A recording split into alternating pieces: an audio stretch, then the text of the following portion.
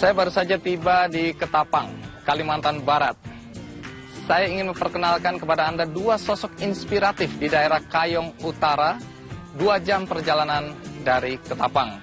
Sosok pertama adalah Miswan Edi, alias Bang Poltak. Dia membuat pembangkit listrik tenaga air yang sangat sederhana dari bahan-bahan bekas. Namun ciptaannya ini sebuah terobosan besar bagi masyarakat di sekitarnya, karena sekarang masyarakat sudah bisa menggunakan listrik hasil karya Bang Poltak.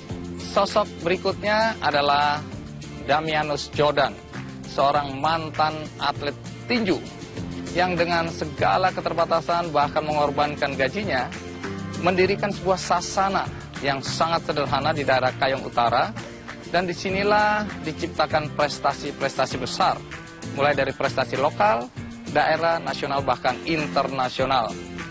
Yang lebih mengagumkan adalah Damianus menganggap bahwa sasana ini adalah pintu bagi anak-anak untuk menggapai mimpi mereka, baik dalam cabang olahraga tinju maupun dalam kehidupan sehari-hari. Baik, sekarang saatnya saya memperkenalkan dulu Miswan Edi alias Bang Poltak. Ini dia kisahnya.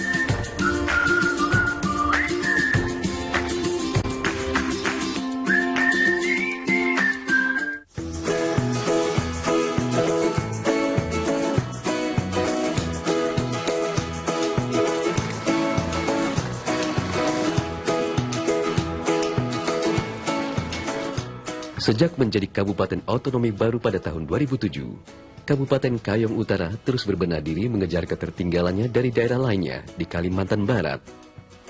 Sebagai daerah berkembang, pembenahan infrastruktur termasuk memenuhi kebutuhan masyarakat tetap menjadi konsentrasi. Seperti kebutuhan listrik misalnya, sudah barang tentu menjadi kebutuhan yang amat mendasar bagi masyarakat di sana.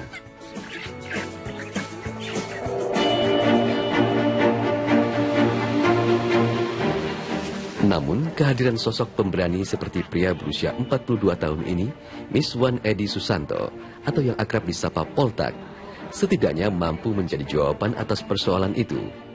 Keahliannya dalam membuat bahan tidak terpakai atau bekas, mampu ia ubah menjadi energi alternatif bagi masyarakat di sana. Karena saya kelahiran Jawa, kelahiran Sumatera, ketemu orang Batak, saya ngomong Batak, ketemu orang Jawa, saya ngomong Jawa, ketemu orang Sunda, saya ngomong Sunda. Jadi pada waktu itu trennya pilih Poltak. Lalulah saya dipanggil si Poltak. Di bengkel sederhana inilah, Miswan Edi Susanto menjalankan aktivitas sehari-harinya sebagai montir. Bengkel pertama yang ia dirikan sejak kedatangannya tahun 1997 melambungkan namanya sebagai Poltak si ahli dinamo. Jadi, pemasangan ini gasket ini.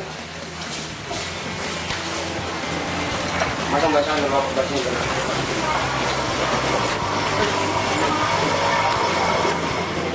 Mengetahui kondisi itu, Poltak mulai mencoba mengeluarkan kemampuannya dengan memodifikasi beberapa alat seperti dinamo yang ia temukan di bengkelnya. Nah, terus Bang Poltak ini orangnya tuh nggak mau diam, Mbak. Nggak mau diam. Ada aja kerjaan dia tuh yang di kotak-katik gitu. Jadi sampailah terjadi dia membuat lampu. Di tengah aktivitasnya, Poltak mencoba membuat konsep dengan menyusun berbagai alat yang ia buat. Kita nyalakan di belakang. Iya. Tahun 2010, usaha Poltak pun terjawab. Modifikasi alat yang coba ia rangkai mulai membuahkan hasil. Konsep energi sederhana dari bahan bekas mampu ia manfaatkan menjadi sebuah energi alternatif dan disebut Pico Hydro. Pasang. Jadi di sini kita memodifikasi tenaga, memfokuskan tenaga air ini. 42. Berarti ini kalau seandainya kita besarkan, bisa nih. Dengan posisi kayak gini nih. Jadi, kapan kita nanti bisa masang ini di sungai?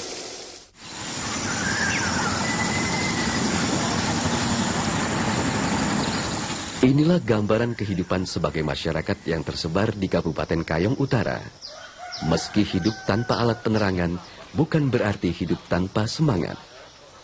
Rumah-rumah warga yang kebanyakan bermaterial kayu ini mampu bersanding selaras dengan gelapnya malam tanpa penerangan yang memadai. Doa mustahab. Nah gitu. Kerja sih ada kerja apa. Ini sekarang isi air. Nah cuma itu bah. Isi air siang hari. Malam ada tidur Api bagai api tidur Gak ada kerja apa lah itu Meski hari berganti malam, tanpa kehangatan muncul dari raut wajah bersahaja bersama nyala pelita minyak. Pancaran harapan terus menemani sang buah hati belajar membaca dan menulis harapan masa depannya. Rumah pun gelap, anak tidak bisa belajar, anak susah belajar, waktu malam belajar susah, artinya mau makan pun susah, gelap-gelapan.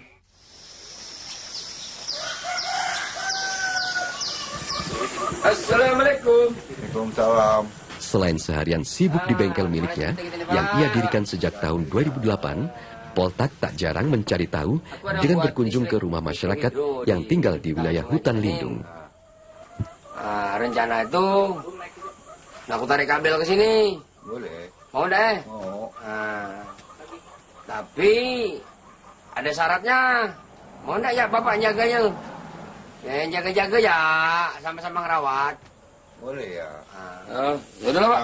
Kalau emang kira-kira bapak setuju nanti, ya mungkin besok atau lusa aku tarik kabel lah ini nanti. Tapi sama-sama kita kerjakan sini ya. Ya. Oke lah, kalau gitu bapak permisi pak ya. Ya pak ya. Bak sang pemilik terang, Poltak mendengarkan cerita kehidupan mereka di malam yang tanpa penerangan itu. Dalam suasana kekeluargaan inilah, Poltak beberapa kali menyampaikan keinginan untuk membantu masyarakat dengan membuat sebuah alat untuk dijadikan sebagai sumber energi alternatif bagi masyarakat. Jadi selama ini bapak pakai apa aja? Pakai pelita. Pakai pelita? Wah ini gelap-gelap lah ya? Gelap-gelap. Aduh. Jadi ini gini pak, saya ini ada membuat listrik di ilik sungai kita ini. Nah, kalau seandainya nanti saya tarik kabel ke sini, bapak saya cantelin mau enggak? Oh, jam.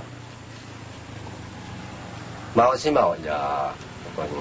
Ya kan gini, cuman ini ya sama-sama kita jaga lah. Jadi saya itu ada membuat mikrohidro di ilik sungai ini dengan kapasitas 3 kilo lah. Mungkin untuk kita di sini cukup.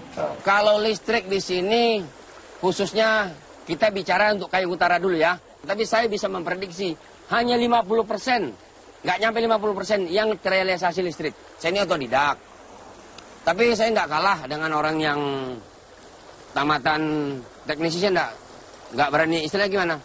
Nggak ngecun ataupun tidak gentar. Nah, karena bagian elektrik ini dari mulai hal terkecil sampai dia menyala, saya hafal benar.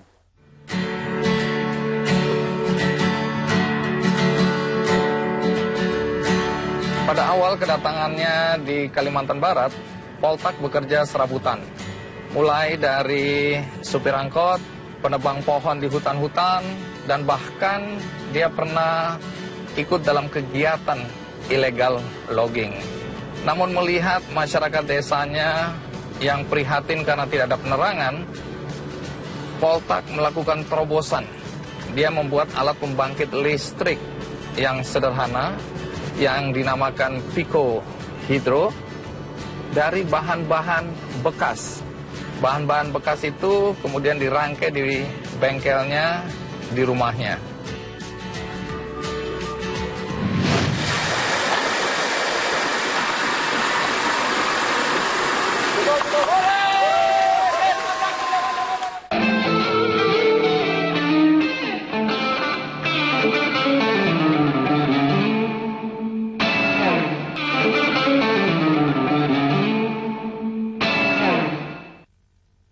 Didukung oleh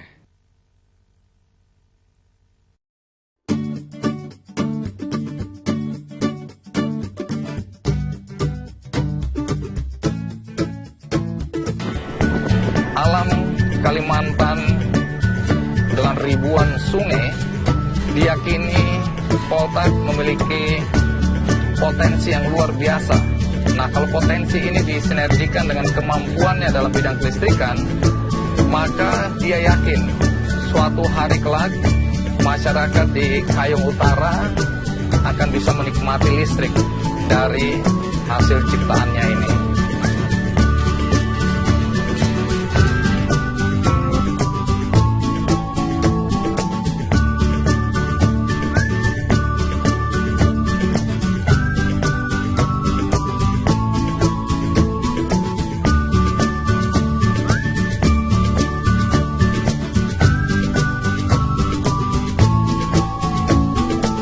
Sebagai montir, ia sangat paham dengan sistem dan energi elektrik yang dihasilkan dari kumparan dinamo dan diubahnya menjadi sebuah energi. Seperti alat yang hendak ia buat ini. Karena saya basic satu tahu bengkel, saya beli mobil odong-odong. Nah, saya rakit jadi bagus. Saya jadi tukang ojek mobil. Ada angkutan saya angkut, ada angkutan saya angkut. Akhirnya karena ikuti proses, pada waktu itu kan di sini banyak orang ngangkut kayu. Kita pun ngangkut kayu lah. Karena ada penghasilan ingin lebih, akhirnya kita kerja kayu. Wah, udah kerja kayu, wes kita ngambil perah kan, ngambil tambang, nah, ngambil jasa angkutan. Nah, karena hasil kurang besar, kita ngambil yang, udahlah, cari anak buah, beli sinso. Masuk anak buah, nebang, babu, nebang, Beberapa tahun silam sebelumnya, tepatnya tahun 2001, Poltak memang dikenal sebagai perambah hutan. Saat itu, Poltak banyak menampung kayu bagi para illegal logging di Ketapang dan Kabupaten Kayong Utara. Hasilnya, bukan main-main. Ekonomi kehidupan Poltak dan keluarga melesat melambung tinggi. Kalau Pak Singsi bisa langsung tebang nih.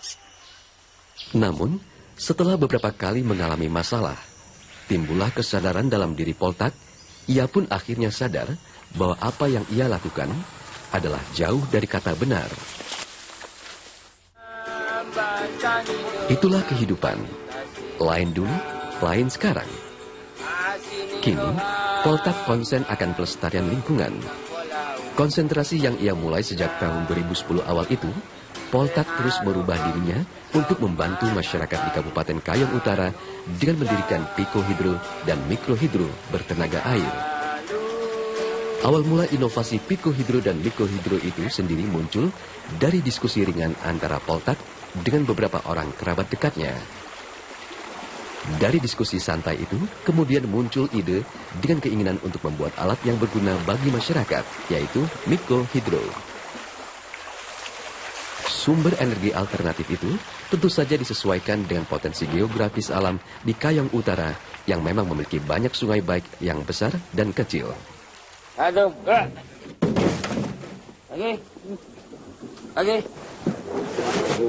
Dengan bermodal semangat membantu, Poltak mencoba mengaplikasikan sumber energi alternatif buatannya itu untuk menjawab kebutuhan listrik untuk sebagian masyarakat yang tinggal sekitar wilayah KKU. Berarti ini sebelah sana ya?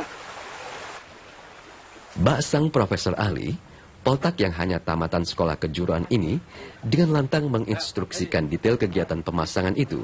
1, 2. Nah, sambut Jang. Pelan. Pelan. Bukan turbinnya. Pas. Oh, beli kopi untuk orang kerja. Baterai bisa dikurang. Enggak, sikur. Bisa orang buat gang kali ini. Saya ketahuan saya Kita kan satu prinsip sama Bang Poltak. Jadi kan mau melestarikan alam, Kita dengan kan menjaga air. kalau air udah ini. Dengan adanya berdiri ini kan air kan bisa terjaga, akan rusak. Jadi kan tidak ada dasar. Lihat saja, mulai dari membuat bendungan air sungai, pemasangan mikrohidro, hingga proses menyalakan aliran listrik yang dihasilkan. Keunikan dan hal menarik lainnya dari pikohidro dan mikrohidro adalah hampir seluruhnya menggunakan barang bekas seperti dinamo, rangkaian kabel yang sudah tidak lagi digunakan, kincirnya dari papan dan seng bekas, besi dan kayu barang bekas, kecuali beberapa panel seperti tembaga, ban, karet untuk pemutar. Ya kalau untuk saat ini saya membuat dari bahan bekas karena ya pokoknya alatnya sangat sederhana. Bisa dikatakan di pasar luar aja ada jual. Jadi tidak perlu seperti yang kita buatkan yang dari Jepang. Kita harus beli seperempatnya ke Jepang. Enggak. Ini kita buat dari barang bekas. Istilahnya ya kayu, ya drum-drum bekas, ya lingkar-lingkar sepeda. Ya kalau istilahnya kalau orang kampung bilang ya tahan sementahun. Nah, untuk sementara tapi sementahun. Nah. Pertamanya itu saya marah sama Bang Poltak. Abang ini sebentar-bentar minta duit untuk apa? Ya tenang aja lah dek, kata dia kan. Ini kita buat riset, kata dia kan. Marah. Pokoknya pertama, kedua, ketiga saya marah. Tapi ujung-ujungnya saya karena memang udah nampak dari apa itu semua kan itu kan untuk kebutuhan KKU kan, untuk kebutuhan KKU. Jadi ya udahlah pokoknya saya dukung dia, kemarahan saya pun tidak marah lagi gitu. Ini listrik mikrohidro, powernya dari air meluncur mengalir melalui drum ini, langsung dia menghantam baling-baling. Maka setelah baling-baling ini berputar, maka listrik akan menyala. Nah, ini mesinnya dengan berkekuatan 2500 watt. Cukup untuk kebutuhan 8 atau 9 kepala rumah tangga. Dan sekarang coba kita buka itu bendungannya, katupnya, agar air bisa mengalir, agar listrik ini bisa hidup. Ya, buka.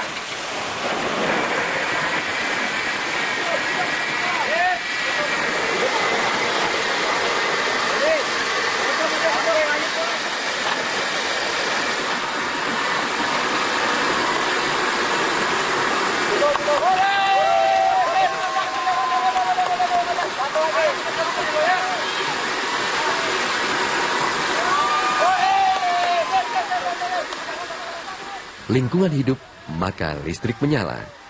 Dimaksudkan agar masyarakat mau terus menjaga alam dari kehancuran dan menanam pohon demi sumber air baru. Apapun bentuknya mikrohidro ini, saya bangga. Mengapa? Karya tangan saya sendiri. Karya tangan sendiri. Tanpa ada yang ngajari, tanpa ada yang, oh ini harus begini, nggak ada.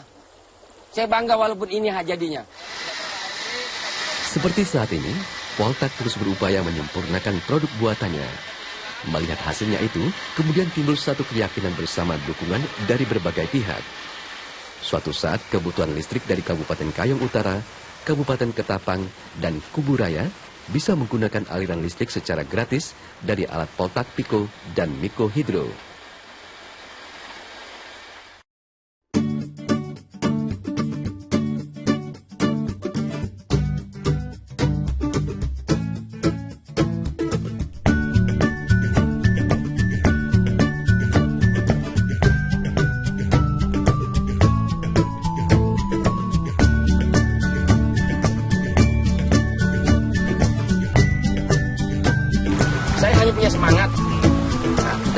tidak punya modal untuk membuatkan semua ini.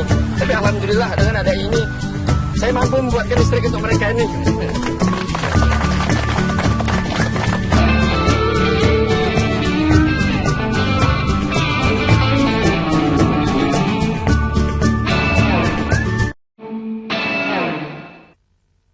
Didukung oleh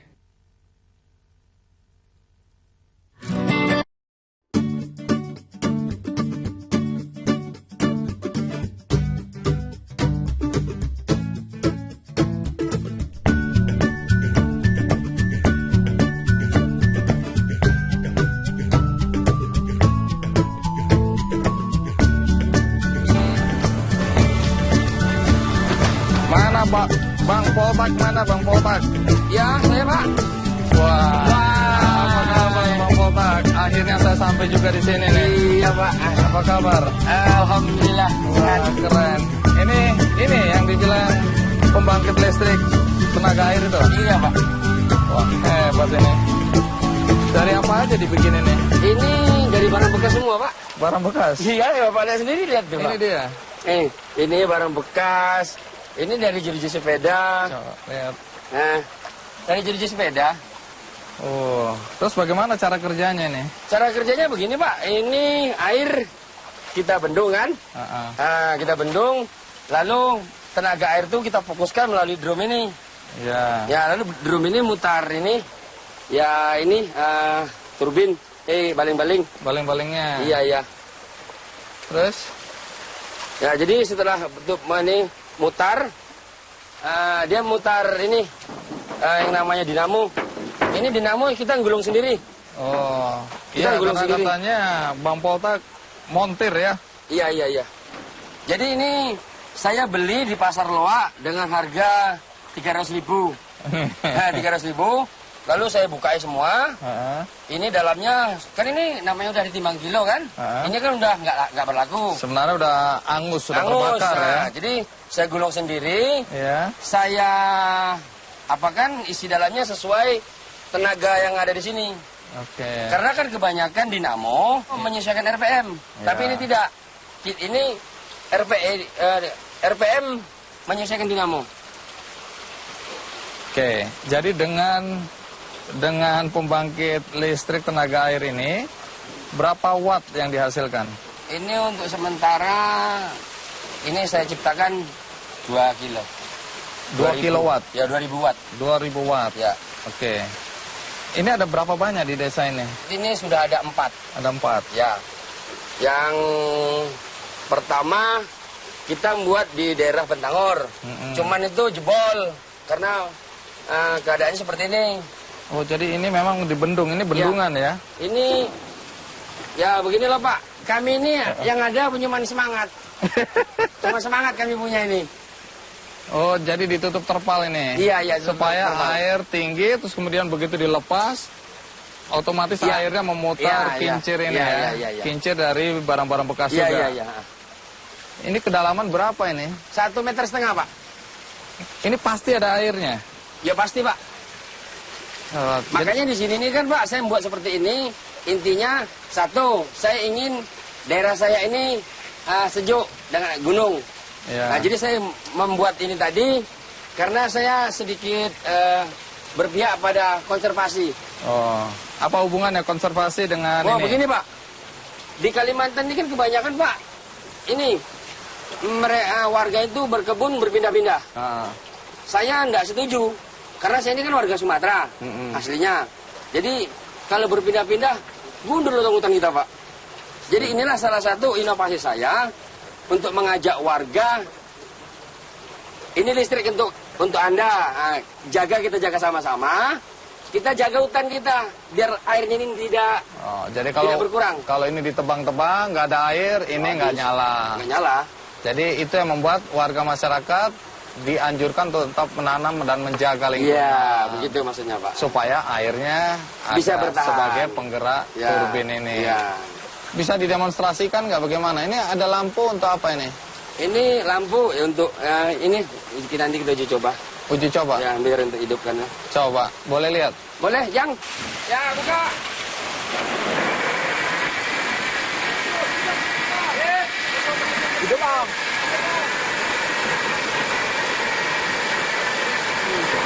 Nah, ini biasanya begini disalurkan ke desa-desa. Iya. Ya, sekarang ini berapa banyak Ya, di sini rumah ya? di sini ada kurang lebih sekitar 10 warga yang dilalui oleh tiang PLN tapi tidak mendapatkan listrik. Itulah rencana ini mau saya pasang dengan mereka. Tapi kalau kami ada dana Pak, enggak seperti ini kami buat. Kami buat pakai pipa. Jadi seandainya pun dia ada air bandang akan aman. Aman.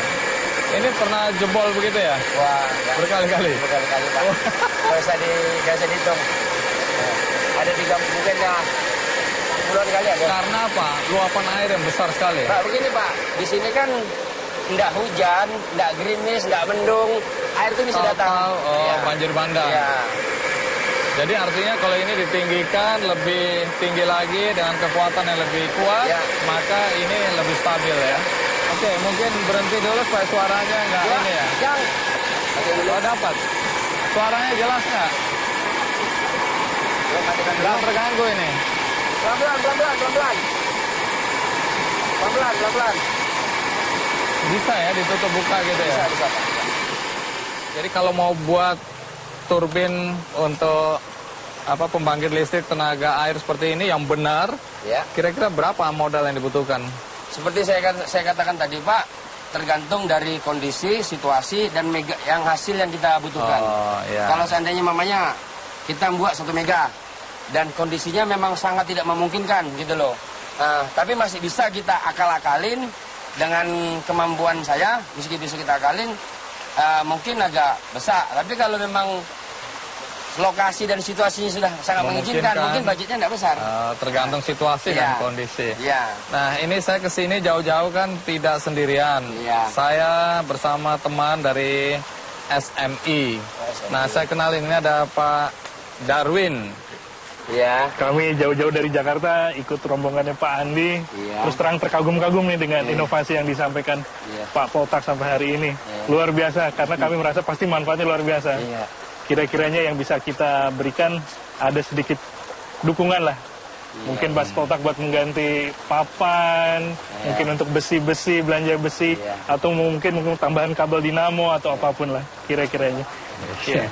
Iya. Jadi dukungan apa yang mau dikasih nih Pak Darwin? Ini kemudian kami ada sedikit donasi yang bisa kami sampaikan, uang sejumlah 100 juta yang mungkin bisa bermanfaat untuk pengembangan.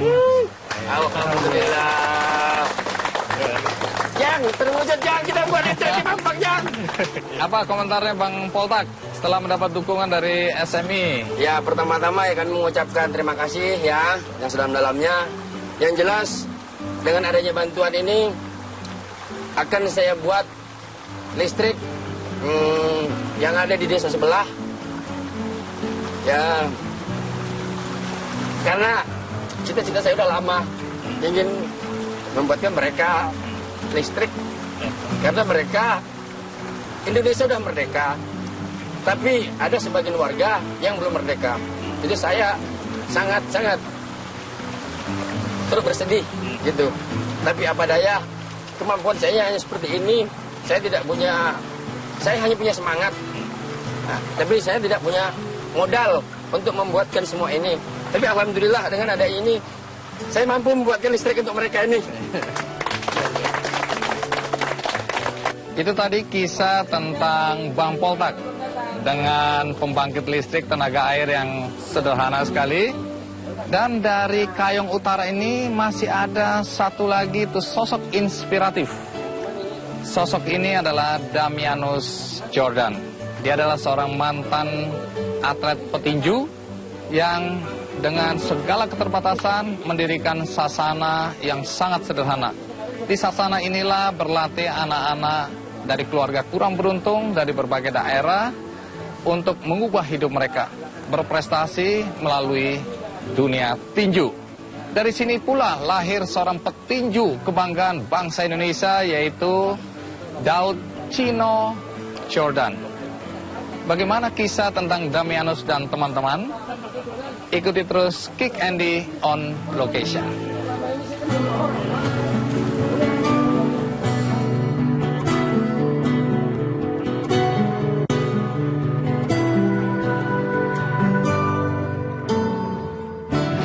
Bagi kami, sosok Bang Poltak adalah satu sosok yang luar biasa. Karena dengan inovasi dan idenya, dia bisa memberikan sesuatu yang mungkin tidak pernah dibayangkan oleh orang lain. Dia bisa memberikan sesuatu kepada masyarakat, kepada warga yang ada tinggal di sekitarnya dengan memberikan listrik yang sebetulnya mungkin belum terjangkau Pak kalau itu dipenuhi oleh pemerintah ataupun juga oleh PLN.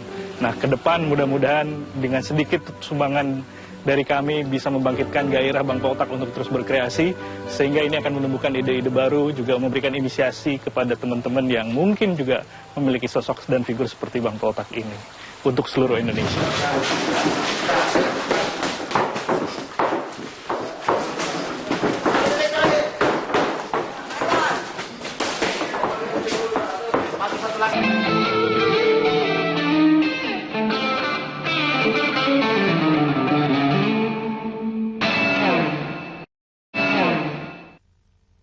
Didukung oleh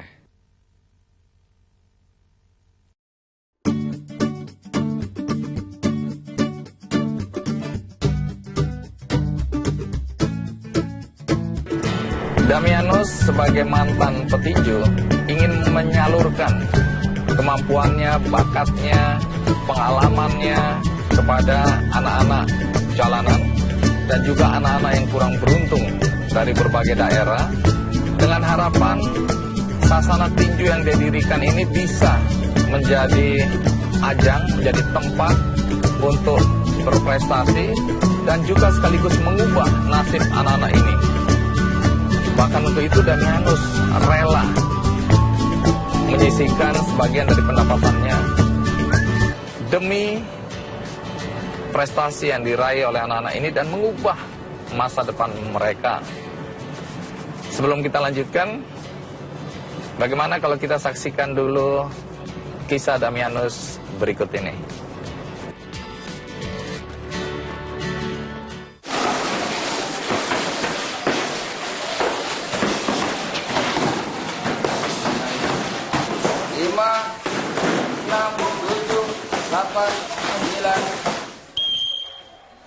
Inilah Damianus Yordan, mantan juara tinju nasional Indonesia.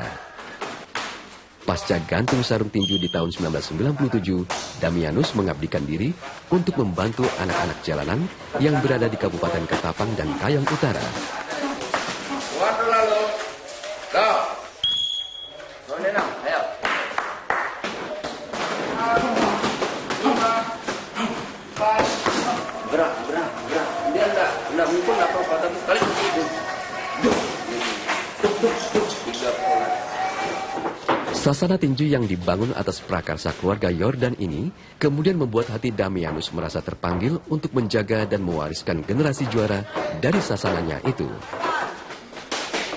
Saya sebagai orang Kayong Utara tentu berkeinginan untuk ikut membangun fasilitas-fasilitas daerah, terutama yang berkaitan bersentuh dan saya sendiri, yaitu dunia olahraga. Oleh karena itu saya mencoba mendirikan sasana yang sangat sederhana ini, sasana tinju, untuk tempat saya jadikan proses pengembangan prestasi-prestasi anak daerah. Kuatnya keinginan Damianus untuk dapat terus mengembangkan sasana tinju itu bukanlah perkara mudah. Penghasilan yang kebanyakan dari melatih tinju di KONI daerah, Damianus harus memutar otak, memikirkan cara agar kegiatan latihan tinju di sasana itu dapat terus berlangsung. Bawah, atas, bawah, atas. Mari kita bawah. Perjuangan melatih itu terus dilakukan, meski ia harus merelakan 5 hektar tanah hasil cucuran keringat ketika ia masih menjadi petinju profesional dahulu, yang ia bangun menjadi sebuah mes sederhana untuk 25 orang petinju asuhannya. Sosok pantang menyerah Damianus sudah ia tunjukkan sejak dulu. Karir tinju yang dimulainya sejak usia masih muda itu sempat melambungkan nama Damianus Yordan sebagai petinju yang disegani dalam pertarungan nasional maupun di kancah tinju dunia. Terlebih di tahun 1990, karir bertinju Damianus kian merangsek naik, yang dimulai menjadi juara tinju nasional dan menjadi petinju Indonesia yang tampil di level internasional. Bahkan, dirinya sempat sebagai petinju Indonesia pertama yang mencapai posisi prakualifikasi Piala Dunia di Amerika Serikat.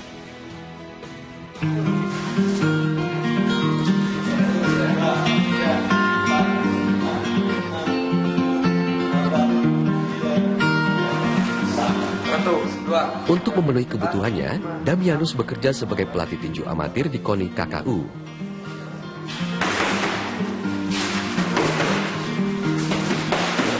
Sosok Damianus yang mungkin sulit saja ditemukan di mana-mana, Pak. Tanpa merasa bosan, jenuh, meskipun tanpa, ya katakanlah, seapa adanya. Mampu menampung beberapa anak-anak tinju ini. Kita mengenal saudara Damianus mulai dari petinju, kemudian sekarang setelah pensiun, kemudian melatih. Dan kita menghargai sekali pengorbanan saudara Damianus, dan hal itu telah dibuktikannya dengan anak-anaknya yang telah berhasil, baik itu di tingkat nasional maupun internasional, seperti saudara Daud Jordan. Dalam latihan itu, bukan hanya teknik dasar bertinju yang diajarkan, tetapi Damianus juga mengajarkan sampai pada menjelaskan bagaimana mental sang juara. Dengan pantang menyerah, terus ia gulirkan kepada anak didiknya. Kita pegang, karena saya selalu mengingatkan dari 250 juta masyarakat Indonesia hari ini masih ada kita juara dunianya di Kalimantan Barat ini untuk Indonesia. Jadi saya kira ini kebanggaan buat Merah Putih.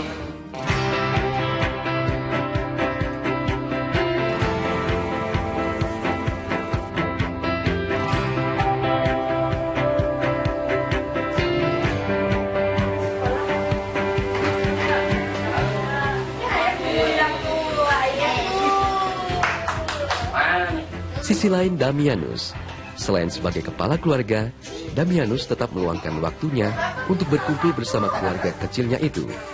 Meski pengalaman keras sebagai petinju, tidak menjadikan sosok hangat Damianus dengan mampu tampil sebagai bapak yang lembut di hadapan sang buah hatinya itu. Kalau ngeliat dia melatih pagi sampai sore, capeknya sih sangat terasa sih menurut saya gitu kan. Tapi kadang gimana ya, karena dia orang yang ceria, mungkin juga kita merasa senang gitu.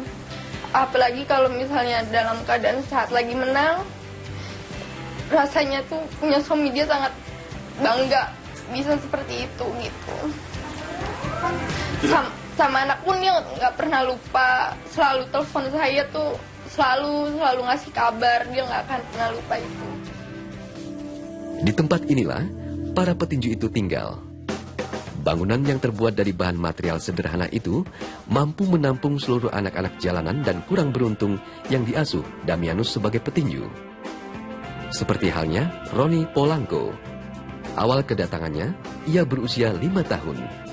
Namun seiring perkembangannya, Roni mampu menunjukkan kemampuan bertinjunya sehingga ia cukup disegani dalam hal bertinju. Terlebih kini memasuki usia yang ke tahun 13, Roni mampu tumbuh dan menyandang gelar juara 6 kali berturut-turut di kelas 32 kg. Melihat prestasi itu, tak heran jika suatu saat nanti akan muncul juara dunia tinju baru.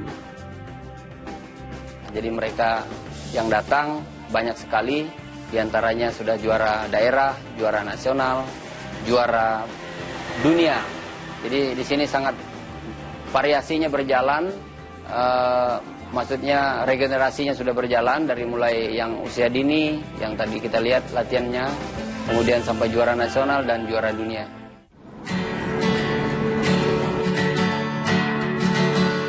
Karena sasana ini didirikan Damianus dan dibantu oleh seluruh keluarga, maka Daud Jordan juga mendukung sasana yang didirikan oleh Damianus dengan menyisihkan juga sebagian dari penghargaan yang dia peroleh dari berbagai pertandingan.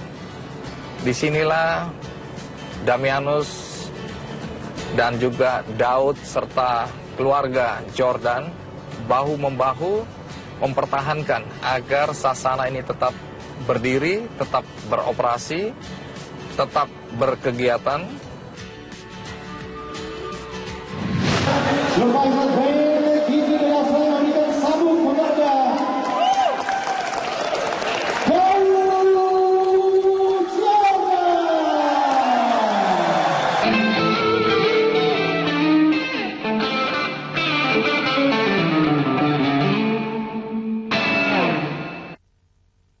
Didukung oleh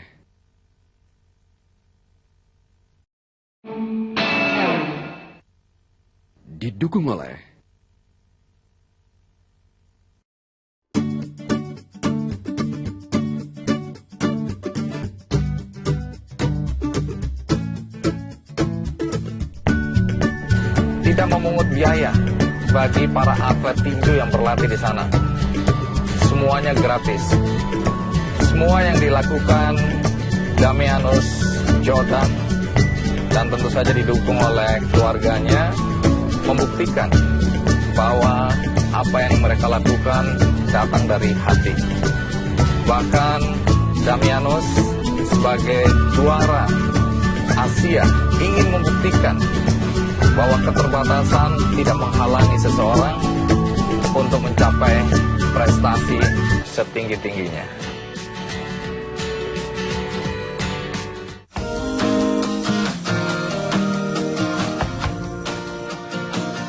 Inilah sasana tinju sederhana di Kayong Utara milik Damianus Jordan itu. Indonesia memiliki juara dunia tinju kelas ringan, Daud Chino Jordan. Tapi siapa sangka, dia sang juara dunia itu lahir dari sasana di Kayong Utara, Kalimantan Barat ini. Dengan material kayu dan lantai sederhana, sasana yang dibangun atas prakarsa keluarga Jordan itu terus mengembangkan para petinju nasional. Sang juara dunia Daud Jordan tentu saja tidak lepas tangan begitu saja. Dari hasil pertandingan yang ia peroleh, sebagian ia sisihkan untuk membantu finansial sasana itu. Dan begitu ia juga berharap sasana itu mampu terus berkembang sehingga bisa melahirkan para juara dunia seperti dirinya. Daud Jordan dan Damianus Jordan, keduanya sepakat untuk membuktikan bahwa kesederhanaan itu bukanlah sebagai belenggu.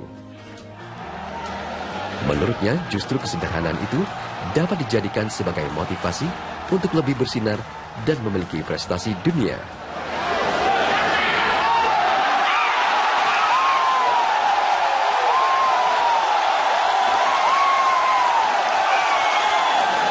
Dan sekarang kita saksikan bagaimana Survival Grand Tinju Bela Selain memberikan sabuk penanda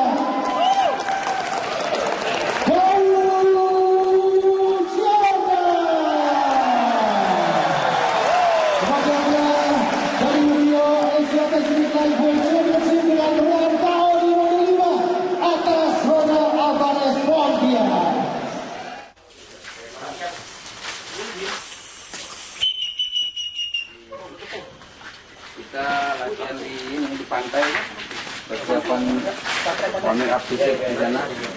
Dan di sini kita lari sampai ke pantai.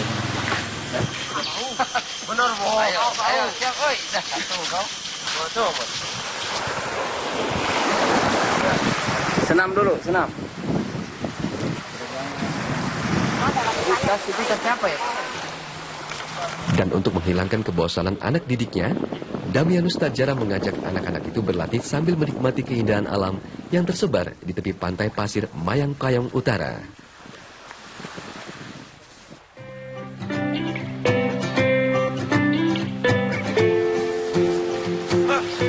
Setelah selesai sesi berlari, Damianus melanjutkan dengan latihan gerak fisik yang disebut shadow box. Keras dan berat memang, namun hal itu tidak dijadikan ganjalan para petinju itu. Kokohnya semangat berlatih justru mendorong mereka termotivasi untuk menjadi sang juara dan memiliki prestasi cemerlang. Baginya, petinju adalah satria di atas dan di luar ring. Saya berlatih tinju selama 4 tahun yang dilatih Om Damianus Jordan. Prestasi saya dari medali emas di Piala Jokowi di Jakarta. Dengan niat untuk bisa menjadi seorang juara, untuk mewujudkan mimpi-mimpi, untuk mengubah kehidupan keluarga saya dilatih Bapak Damianus Jordan. Dengan harapan saya dilatih seorang yang melahirkan juara dunia, berlatih dengan juara dunia, saya juga bisa menjadi juara dunia.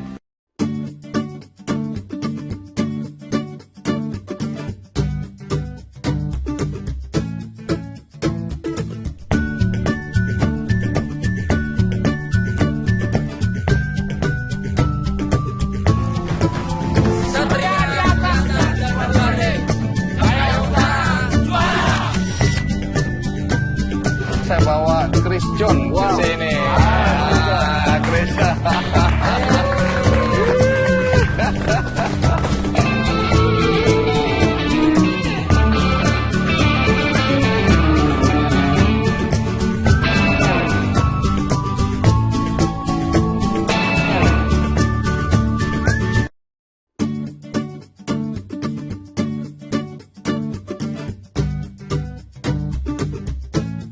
Tadi sekilas cerita tentang Damianus Jordan yang dengan segala upayanya ingin mengangkat harkat dan martabat anak-anak kurang beruntung, terutama di sekitar Kayong Utara melalui sasana tinju yang dia dirikan. Tapi supaya Anda mendengarkan langsung kisah tentang Damianus Jordan dari orangnya sendiri, maka hari ini kita menuju ke sasana tempat mereka berlatih.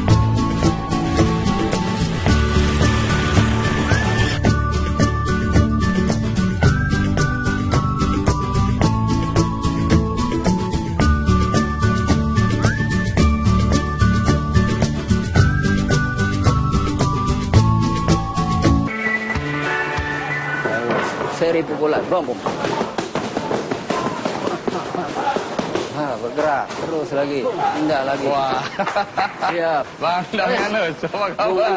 Ya, terima kasih sudah datang di sasana kita. Wah, luar biasa ini. Iya. Jadi hari ini akhirnya saya sampai juga di sini ya. Terima kasih.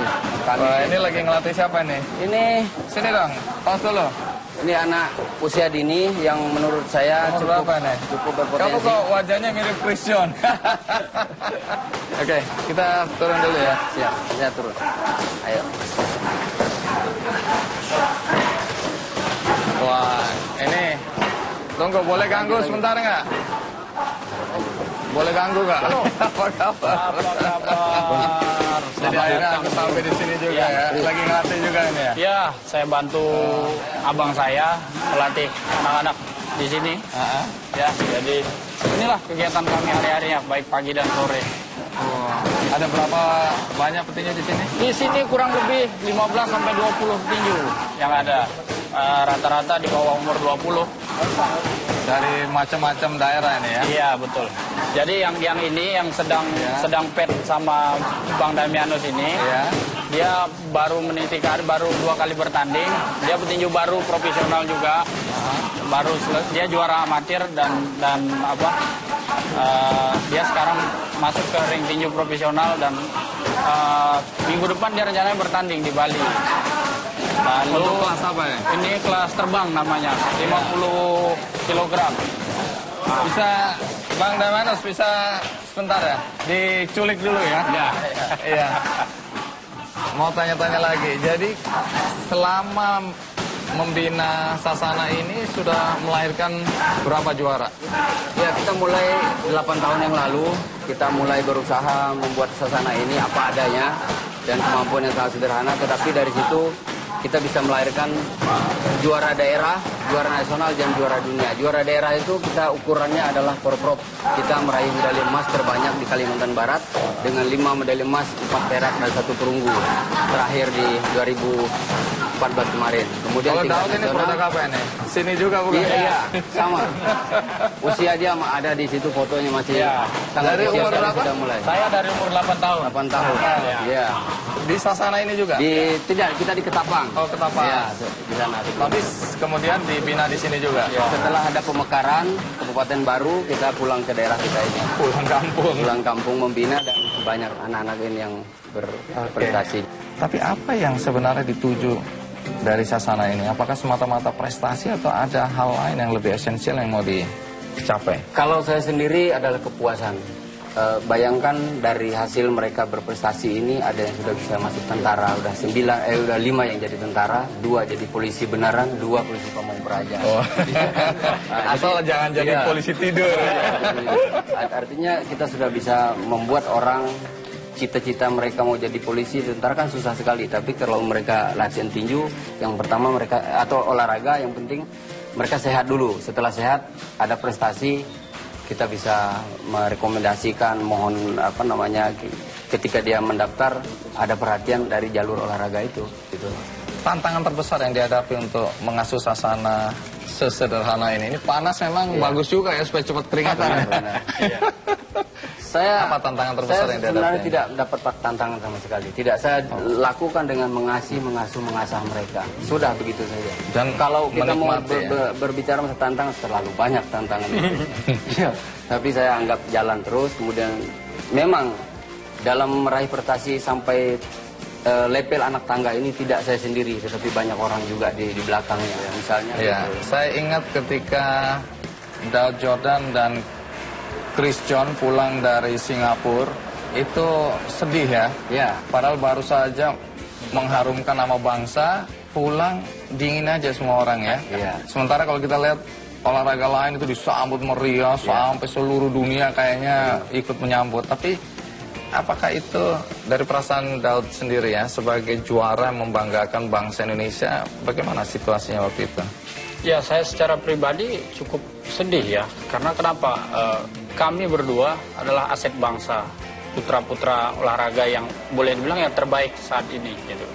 Namun ternyata perhatian ya tidak seperti yang kita harapkan, sehingga ya tentu timbul rasa kesedihan. Tetapi faktanya memang seperti itu. Yang seperti Bung tadi bilang bahwa kami pulang mungkin hanya penumpang yang lewat juga yang tahu dan oh iya gitu kan. Nah, itulah potretnya bangsa ini.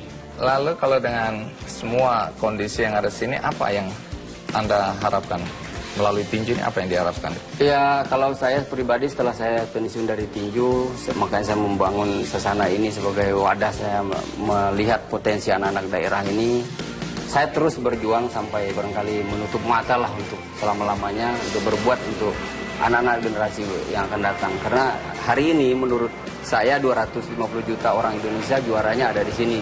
Artinya kita tidak boleh kita melihat kekurangan, jauh dari teknologi olahraga, jauh dari perhatian yang tadi disampaikan, tapi kita tetap berbuat. Tidak perlu kita menanyakan apa yang diberikan oleh orang ke kita, tapi apalah yang bisa kita berikan. Ya, atau negara ya. Ya. Saya lihat selain Daud Jordan, sini ada foto Chris John. Ada. Emang ini pasti Anda idola di sini. Betul. Tapi siapa lagi yang mengidolakan Chris John ini? Wah, banyak di sini ada. Banyak. Cewek juga sampai mereka. Wah, ada ceweknya dulu. Tos dulu loh. Ya, waduh. Jadi ada berapa perempuan, petinju perempuan berlaga? Saya ada 2. Oh, 2. Sudah mulai berprestasi. Ini sudah di tingkat daerah ini dia juara 2 di Porprov kemarin. Kan olahraga provinsi Kalimantan Barat. Iya. Baik, saya nggak sendiri, saya bawa Chris John ke sini. Chris John.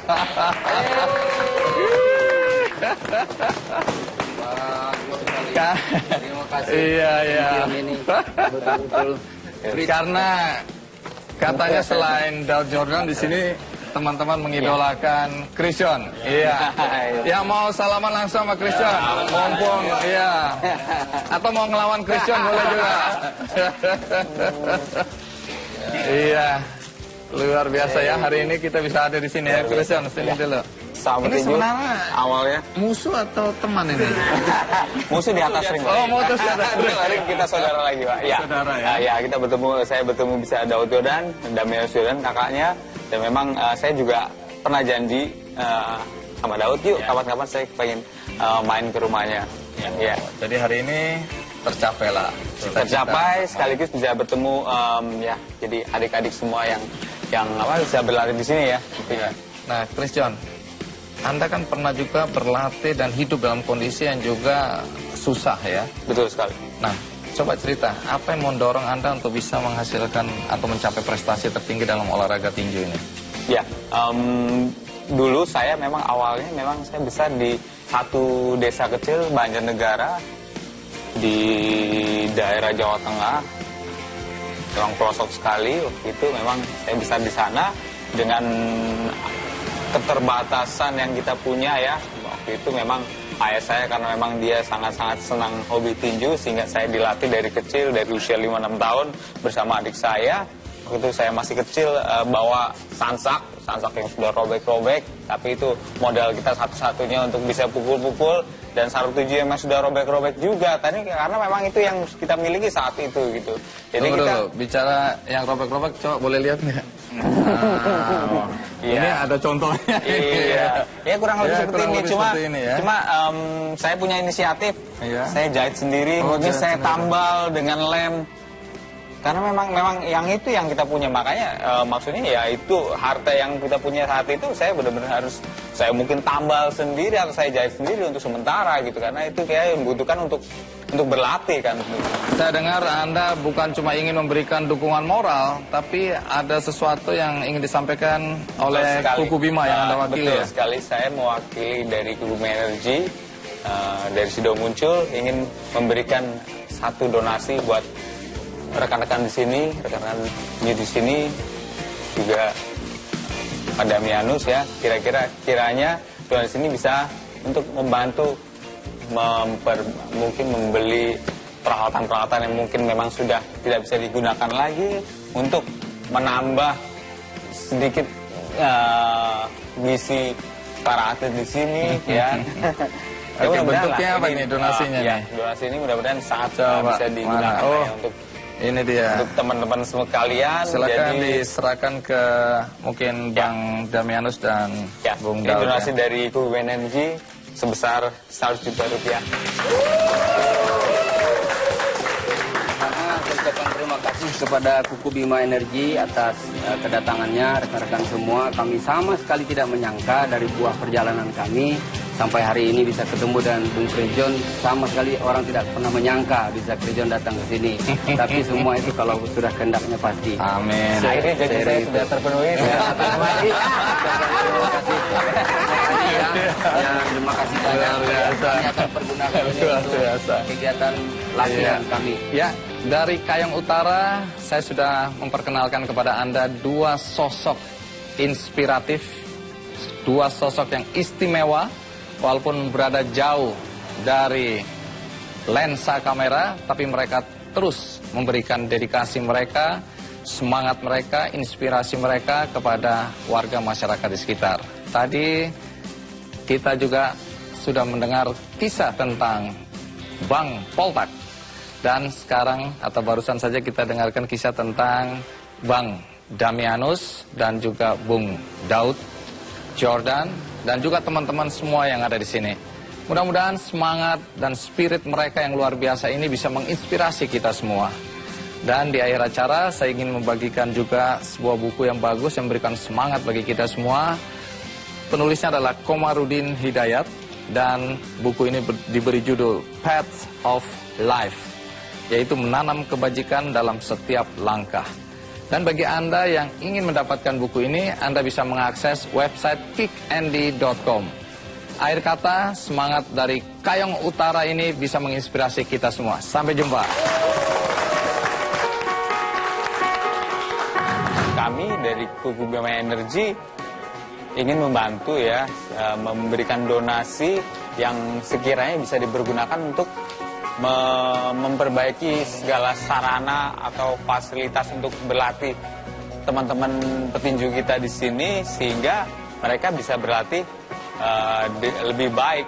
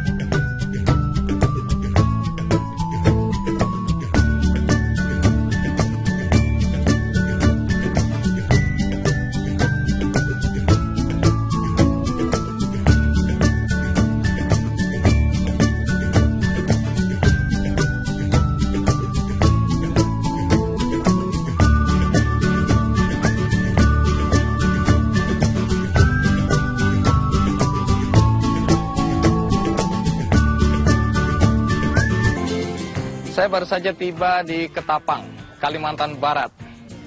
Saya ingin memperkenalkan kepada Anda dua sosok inspiratif di daerah Kayong Utara, 2 jam perjalanan dari Ketapang. Sosok pertama adalah Miswan Edi, alias Bang Poltak. Dia membuat pembangkit listrik tenaga air yang sangat sederhana dari bahan-bahan bekas. Namun ciptaannya ini sebuah terobosan besar bagi masyarakat di sekitarnya, karena sekarang masyarakat sudah bisa menggunakan listrik hasil karya Bang Poltak. Sosok berikutnya adalah Damianus Jordan, seorang mantan atlet tinju yang dengan segala keterbatasan bahkan mengorbankan gajinya mendirikan sebuah sasana yang sangat sederhana di daerah Kayong Utara, dan disinilah diciptakan prestasi-prestasi besar, mulai dari prestasi lokal, daerah, nasional, bahkan internasional. Yang lebih mengagumkan adalah Damianus menganggap bahwa sasana ini adalah pintu bagi anak-anak untuk menggapai mimpi mereka, baik dalam cabang olahraga tinju maupun dalam kehidupan sehari-hari. Baik, sekarang saatnya saya memperkenalkan dulu Miswan Edi alias Bang Poltak. Ini dia kisahnya.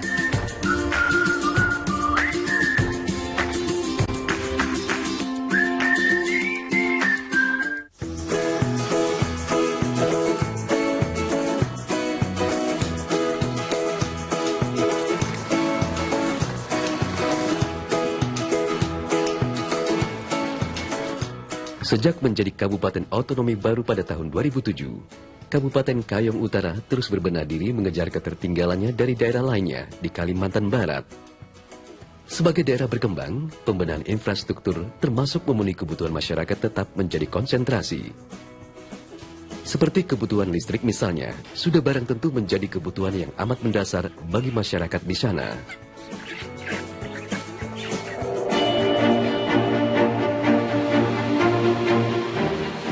Namun, kehadiran sosok pemberani seperti pria berusia 42 tahun ini, Miswan Edi Susanto, atau yang akrab disapa Poltak, setidaknya mampu menjadi jawaban atas persoalan itu. Keahliannya dalam membuat bahan tidak terpakai atau bekas, mampu ia ubah menjadi energi alternatif bagi masyarakat di sana. Karena saya kelahiran Jawa, kelahiran Sumatera, ketemu orang Batak, saya ngomong Batak, ketemu orang Jawa, saya ngomong Jawa, ketemu orang Sunda, saya ngomong Sunda. Jadi pada waktu trennya pilih Poltak. Lalulah saya dipanggil si Poltak.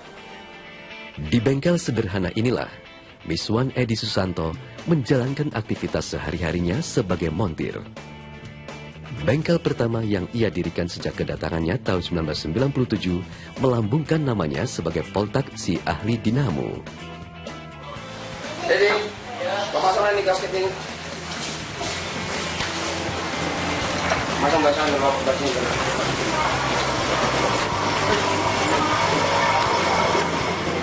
Mengetahui kondisi itu, Poltak mulai mencoba mengeluarkan kemampuannya dengan memodifikasi beberapa alat seperti dinamo yang ia temukan di bengkelnya. Terus Bang Poltak ini orangnya tuh nggak mau diam, Mbak. Nggak mau diam. Ada aja kerjaan dia tuh yang di kota-kati gitu. Jadi sampailah terjadi dia membuat lampu. Di tengah aktivitasnya, Poltak mencoba membuat konsep dengan menyusun berbagai alat yang ia buat. Kita nyalakan di belakang. Iya. Tahun 2010, usaha Poltak pun terjawab. Modifikasi alat yang coba ia rangkai mulai membuahkan hasil. Konsep energi sederhana dari bahan bekas mampu ia manfaatkan menjadi sebuah energi alternatif dan disebut Pico Hydro. Pasang. Jadi di sini kita memodifikasi tenaga, memfokuskan tenaga air ini. 42. Berarti ini kalau seandainya kita besarkan bisa nih. Dengan posisi kayak gini nih. Jadi kapan kita nanti bisa masang ini di sungai?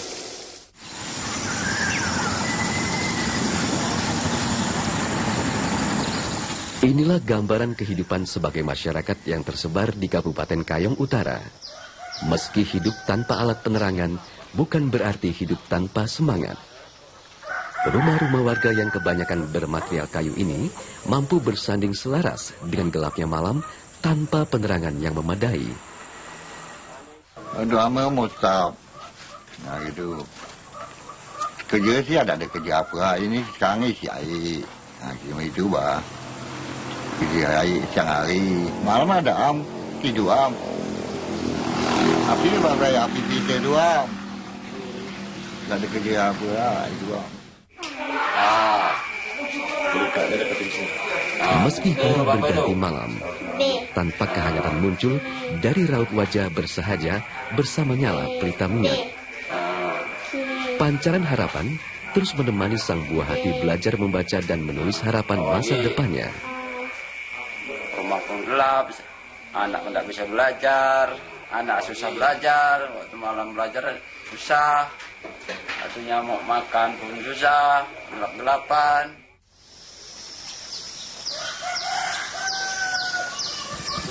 Assalamualaikum. Waalaikumsalam. Selain seharian sibuk di bengkel miliknya yang ia dirikan sejak tahun 2008, Poltak tak jarang mencari tahu dengan berkunjung ke rumah masyarakat yang tinggal di wilayah hutan lindung.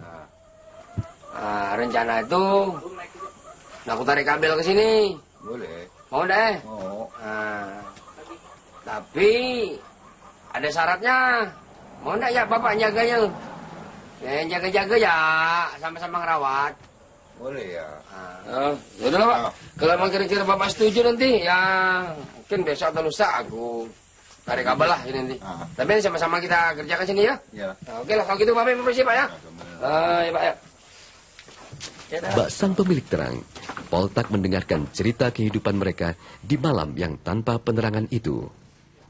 Dalam suasana kekeluargaan inilah, Poltak beberapa kali menyampaikan keinginan untuk membantu masyarakat dengan membuat sebuah alat untuk dijadikan sebagai sumber energi alternatif bagi masyarakat.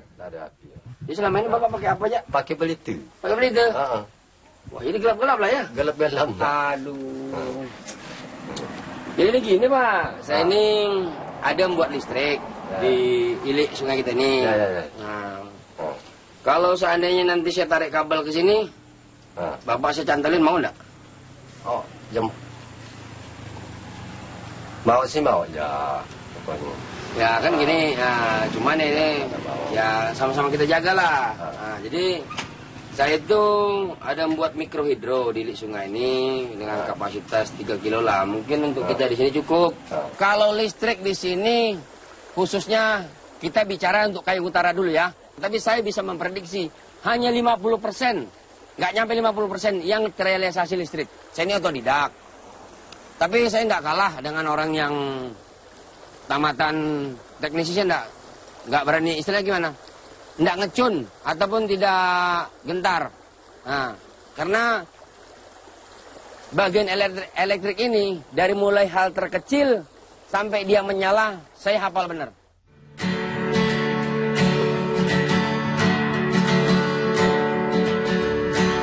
Pada awal kedatangannya di Kalimantan Barat, Poltak bekerja serabutan. Mulai dari supir angkot, penebang pohon di hutan-hutan, dan bahkan dia pernah ikut dalam kegiatan ilegal logging. Namun melihat masyarakat desanya yang prihatin karena tidak ada penerangan, Poltak melakukan terobosan. Dia membuat alat pembangkit listrik yang sederhana, yang dinamakan Pico Hydro, dari bahan-bahan bekas. Bahan-bahan bekas itu kemudian dirangkai di bengkelnya, di rumahnya.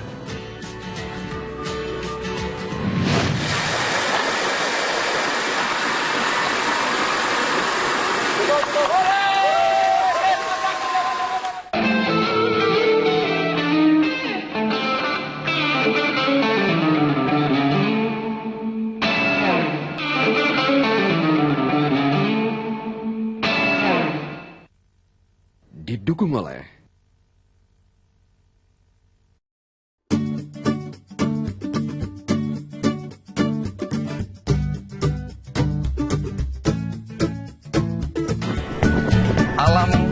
Kalimantan dengan ribuan sungai, diyakini Poltak memiliki potensi yang luar biasa.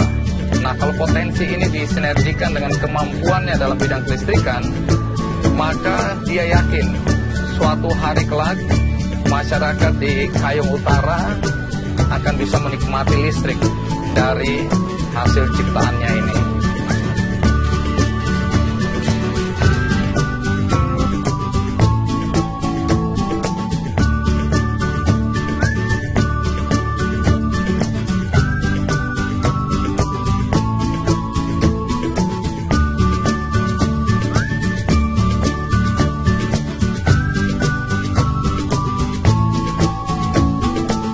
Sebagai montir, ia sangat paham dengan sistem dan energi elektrik yang dihasilkan dari kumparan dinamo dan diubahnya menjadi sebuah energi. Seperti alat yang hendak ia buat ini. Karena saya basic satu tahu bengkel, saya beli mobil odong-odong. Nah, saya rakit jadi bagus. Saya jadi tukang ojek mobil. Ada angkutan saya angkut, ada angkutan saya angkut. Akhirnya karena ikuti proses, pada waktu itu kan di sini banyak orang ngangkut kayu. Kita pun ngangkut kayu lah. Karena ada penghasilan ingin lebih, akhirnya kita kerja kayu. Wah, udah kerja kayu, wes kita ngambil perah kan, ngambil tambang, nah, ngambil jasa angkutan. Nah, karena hasil kurang besar, kita ngambil yang, udahlah, cari anak buah, beli sinso. Masuk anak buah, nebang, babu, nebang, Beberapa tahun silam sebelumnya, tepatnya tahun 2001, Poltak memang dikenal sebagai perambah hutan. Saat itu, Poltak banyak menampung kayu bagi para ilegal logging di Ketapang dan Kabupaten Kayong Utara. Hasilnya, bukan main-main. Ekonomi kehidupan Poltak dan keluarga melesat melambung tinggi. Kalau Pak Singsi bisa langsung tebang nih. Namun, setelah beberapa kali mengalami masalah, timbullah kesadaran dalam diri Poltak. Ia pun akhirnya sadar bahwa apa yang ia lakukan adalah jauh dari kata benar. Itulah kehidupan. Lain dulu, lain sekarang. Kini, Poltak konsen akan pelestarian lingkungan. Konsentrasi yang ia mulai sejak tahun 2010 awal itu, Poltak terus merubah dirinya untuk membantu masyarakat di Kabupaten Kayong Utara dengan mendirikan pikohidro dan mikrohidro bertenaga air. Awal mula inovasi pikohidro dan mikrohidro itu sendiri muncul dari diskusi ringan antara Poltak dengan beberapa orang kerabat dekatnya. Dari diskusi santai itu, kemudian muncul ide dengan keinginan untuk membuat alat yang berguna bagi masyarakat, yaitu mikrohidro. Sumber energi alternatif itu tentu saja disesuaikan dengan potensi geografis alam di Kayong Utara yang memang memiliki banyak sungai baik yang besar dan kecil. Aduh, lagi. Dengan bermodal semangat membantu, Poltak mencoba mengaplikasikan sumber energi alternatif buatannya itu untuk menjawab kebutuhan listrik untuk sebagian masyarakat yang tinggal sekitar wilayah KKU. Berarti ini sebelah sana ya? Bak sang Profesor ahli, Poltak yang hanya tamatan sekolah kejuruan ini dengan lantang menginstruksikan detail kegiatan pemasangan itu. 1, 2. Nah, sambung Jang. Pelan. Pelan. Bukan turbinnya. Pas. Oh, beli kopi untuk orang kerja. Baterai bisa dikurang. Enggak sih, kudu. Bisa orang buat kang kali ini. Saya ketahuan nih, saya ketahuan. Kita kan satu prinsip sama Bang Poltak. Jadi kan mau melestarikan alam, dengan menjaga air. Ini adanya berdiri ini kan air kan bisa terjaga, akan rusak.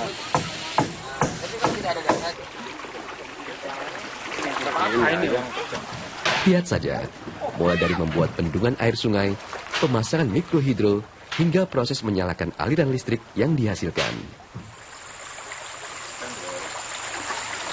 Keunikan dan hal menarik lainnya dari pikohidro dan mikrohidro adalah hampir seluruhnya menggunakan barang bekas seperti dinamo, rangkaian kabel yang sudah tidak lagi digunakan, kincirnya dari papan dan seng bekas, besi dan kayu barang bekas, kecuali beberapa panel seperti tembaga, ban, karet untuk pemutar.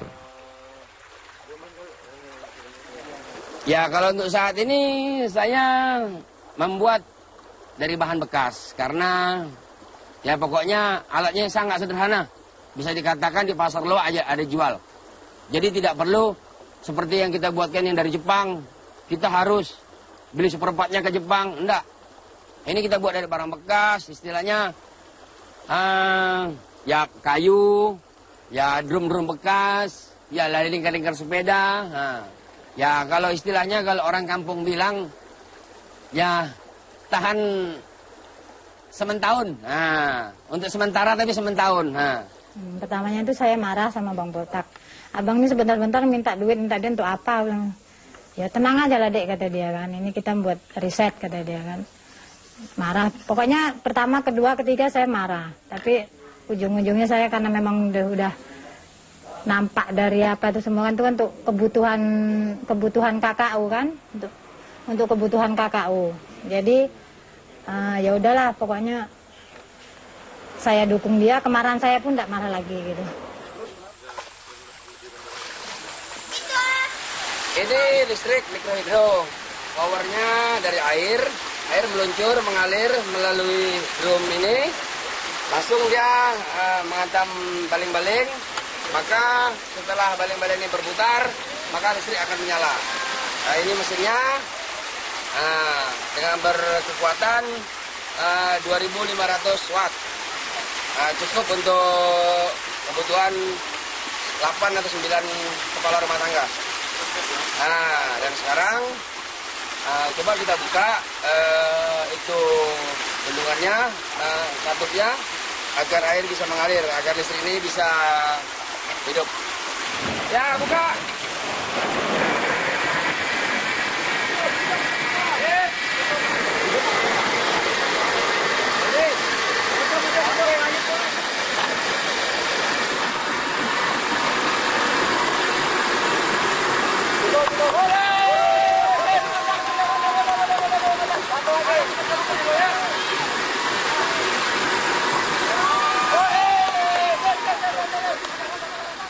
Lingkungan hidup, maka listrik menyala. Dimaksudkan agar masyarakat mau terus menjaga alam dari kehancuran dan menanam pohon demi sumber air baru.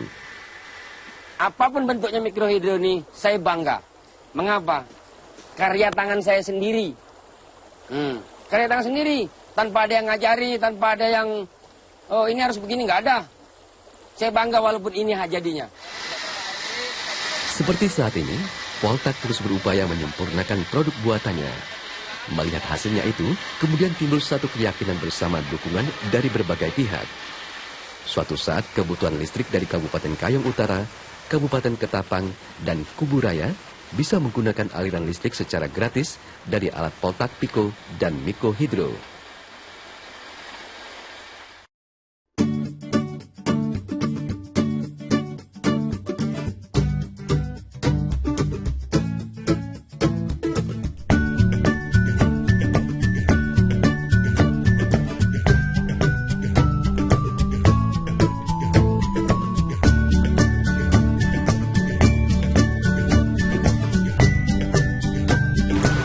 Punya semangat, tapi saya tidak punya modal untuk membuatkan semua ini.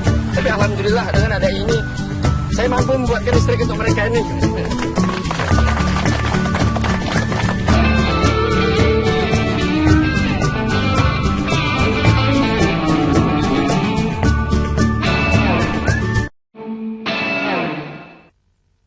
Didukung oleh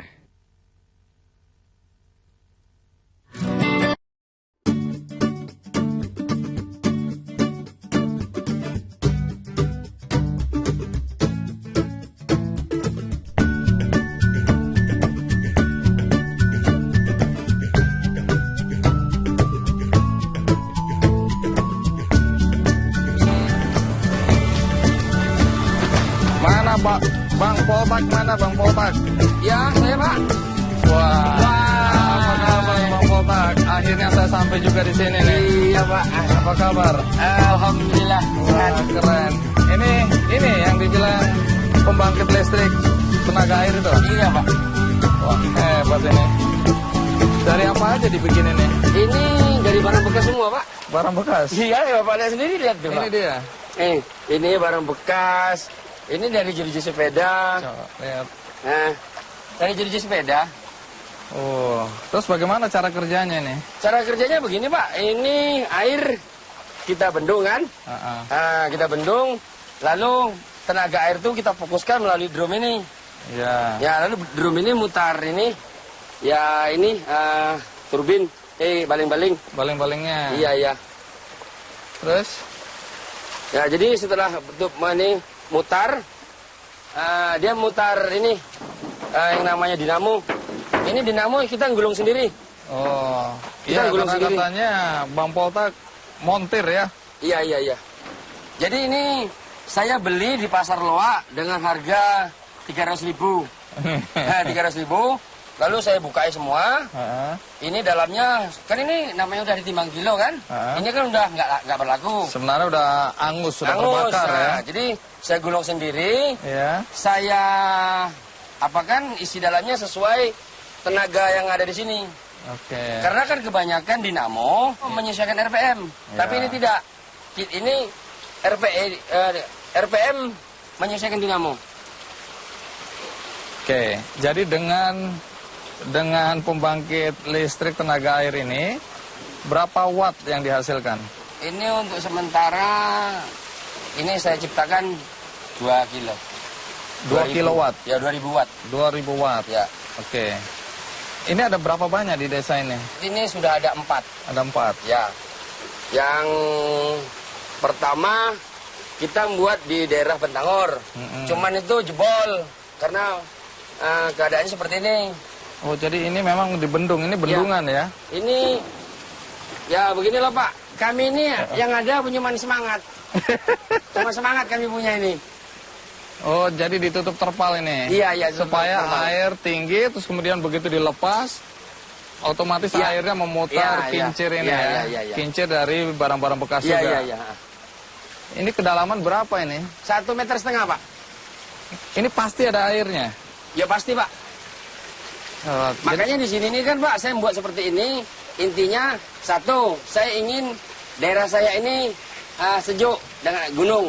Nah, jadi saya membuat ini tadi karena saya sedikit berpihak pada konservasi.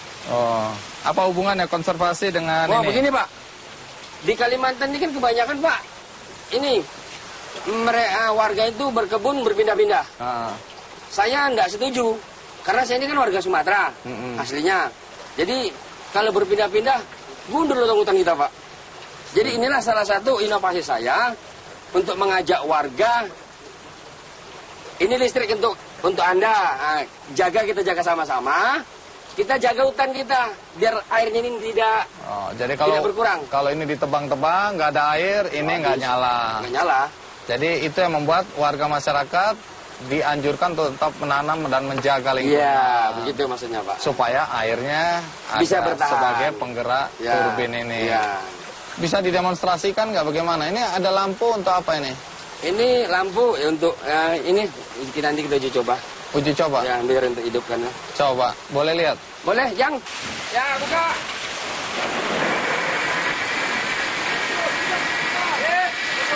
Hidup, Om.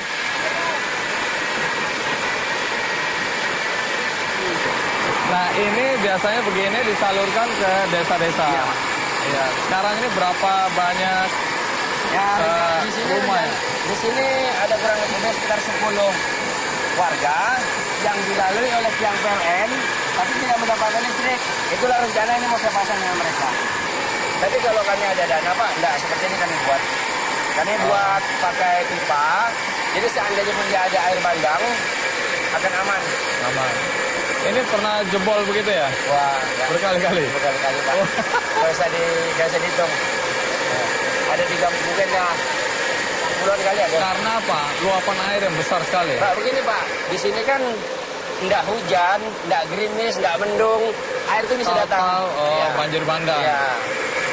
Jadi artinya kalau ini ditinggikan lebih tinggi lagi dengan kekuatan yang lebih kuat, maka ini lebih stabil ya. Oke, mungkin berhenti dulu supaya suaranya nggak ini ya. Oh, dapat. Suaranya jelas nggak? Nggak terganggu ini. Pelan-pelan. Pelan-pelan. Bisa ya ditutup buka gitu ya? Bisa. Jadi kalau mau buat turbin untuk pembangkit listrik tenaga air seperti ini yang benar, kira-kira berapa modal yang dibutuhkan? Seperti saya katakan tadi Pak, tergantung dari kondisi, situasi, dan mega yang hasil yang kita butuhkan. Kalau seandainya mamanya kita buat 1 mega, dan kondisinya memang sangat tidak memungkinkan gitu loh.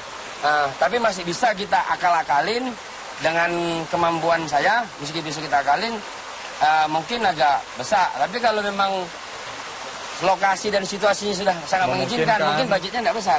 Tergantung situasi dan kondisi. Iya. Nah, ini saya kesini jauh-jauh kan tidak sendirian. Saya bersama teman dari SMI. Nah, saya kenalin, ini ada Pak Darwin. Iya. Kami jauh-jauh dari Jakarta ikut rombongannya Pak Andi. Terus terang terkagum-kagum nih dengan inovasi yang disampaikan Pak Poltak sampai hari ini. Luar biasa, karena kami merasa pasti manfaatnya luar biasa. Kira-kiranya yang bisa kita berikan ada sedikit dukungan lah. Mungkin Bas Poltak buat mengganti papan, mungkin untuk besi-besi, belanja besi, atau mungkin tambahan kabel dinamo atau apapun lah kira-kiranya.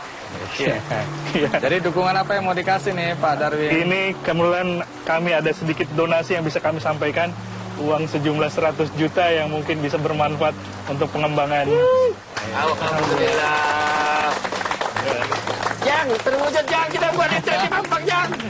Apa komentarnya Bang Poltak setelah mendapat dukungan dari SMI? Ya, pertama-tama ya kami mengucapkan terima kasih ya yang sedalam-dalamnya.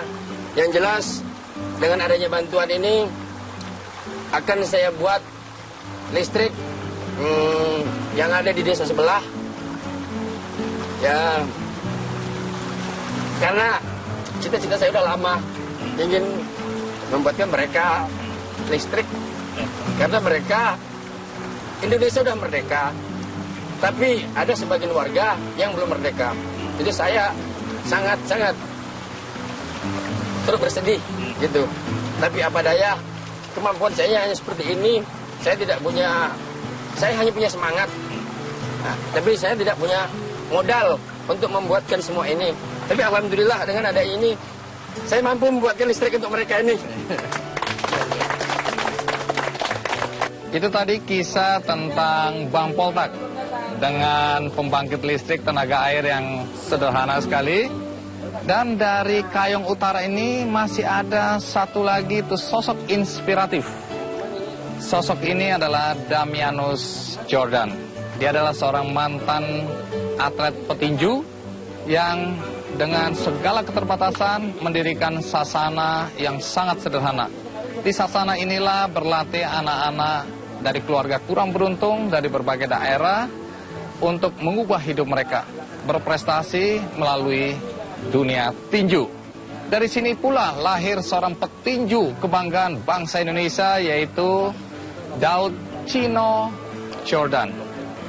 Bagaimana kisah tentang Damianus dan teman-teman? Ikuti terus Kick Andy on Location.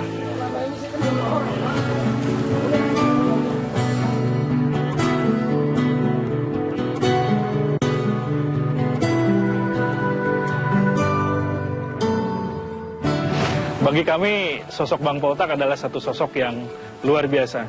Karena dengan inovasi dan idenya, dia bisa memberikan sesuatu yang mungkin tidak pernah dibayangkan oleh orang lain. Dia bisa memberikan sesuatu kepada masyarakat, kepada warga yang ada tinggal di sekitarnya dengan memberikan listrik-listrik yang sebetulnya mungkin belum terjangkau Pak, kalau itu dipenuhi oleh pemerintah ataupun juga oleh PLN. Nah, ke depan mudah-mudahan dengan sedikit sumbangan dari kami bisa membangkitkan gairah Bang Poltak untuk terus berkreasi, sehingga ini akan menumbuhkan ide-ide baru, juga memberikan inisiasi kepada teman-teman yang mungkin juga memiliki sosok dan figur seperti Bang Poltak ini untuk seluruh Indonesia.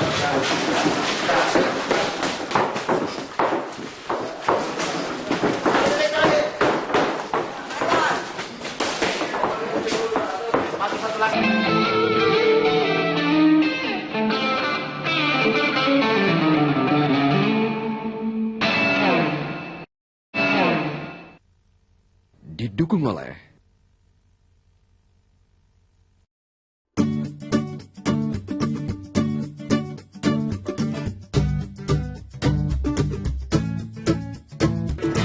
Damianus sebagai mantan petinju ingin menyalurkan kemampuannya, bakatnya, pengalamannya kepada anak-anak jalanan dan juga anak-anak yang kurang beruntung dari berbagai daerah, dengan harapan sasana tinju yang didirikan ini bisa menjadi ajang, menjadi tempat untuk berprestasi dan juga sekaligus mengubah nasib anak-anak ini. Bahkan untuk itu Damianus rela menyisihkan sebagian dari pendapatannya demi prestasi yang diraih oleh anak-anak ini dan mengubah masa depan mereka. Sebelum kita lanjutkan, bagaimana kalau kita saksikan dulu kisah Damianus berikut ini.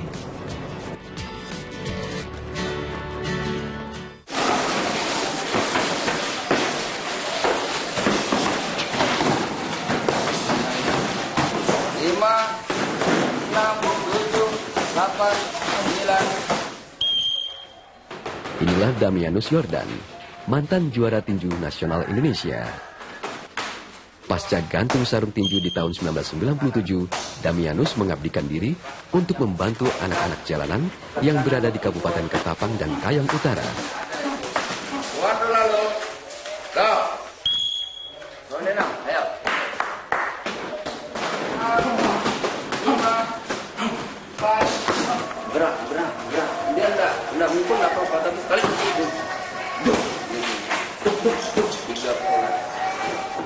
Sasana tinju yang dibangun atas prakarsa keluarga Yordan ini kemudian membuat hati Damianus merasa terpanggil untuk menjaga dan mewariskan generasi juara dari sasananya itu.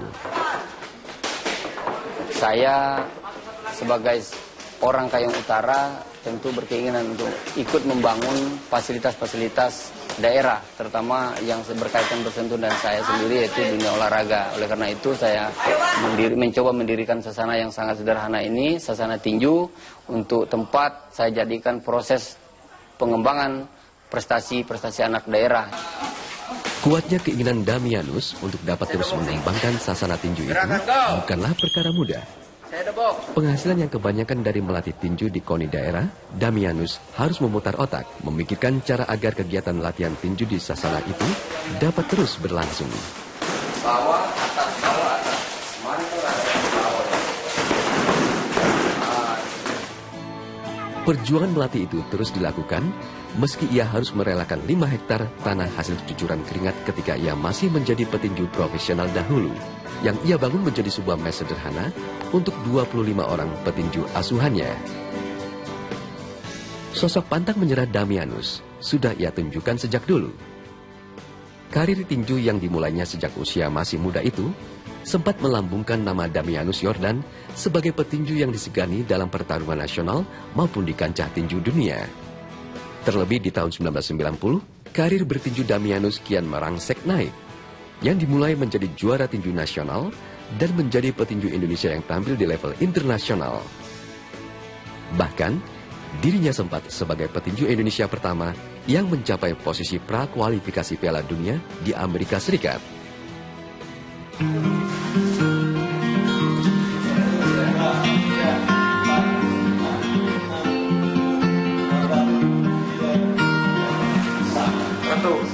Untuk memenuhi kebutuhannya, Damianus bekerja sebagai pelatih tinju amatir di KONI KKU.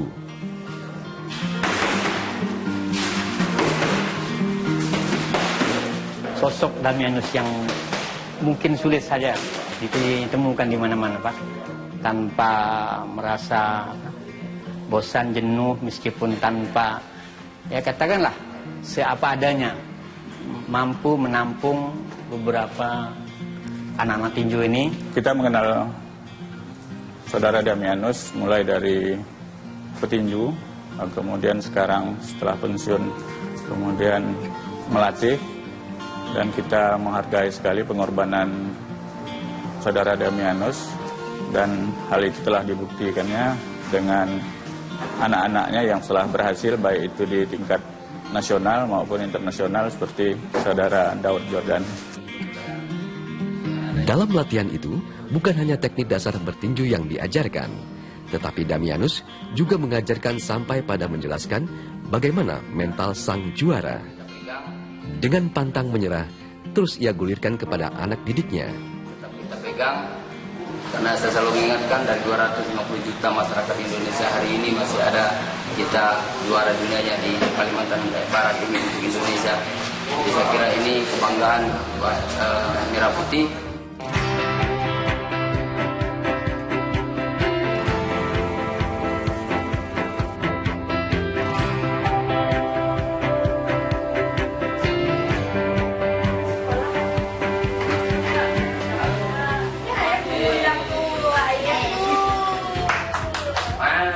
Sisi lain Damianus, selain sebagai kepala keluarga, Damianus tetap meluangkan waktunya untuk berkumpul bersama keluarga kecilnya itu.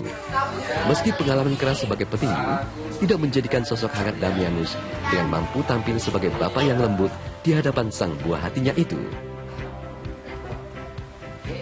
Kalau ngeliat dia melatih pagi sampai sore, capeknya sih sangat terasa sih menurut saya gitu kan.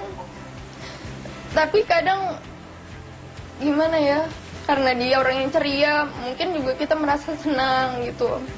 Apalagi kalau misalnya dalam keadaan saat lagi menang, rasanya tuh punya suami dia sangat bangga bisa seperti itu gitu.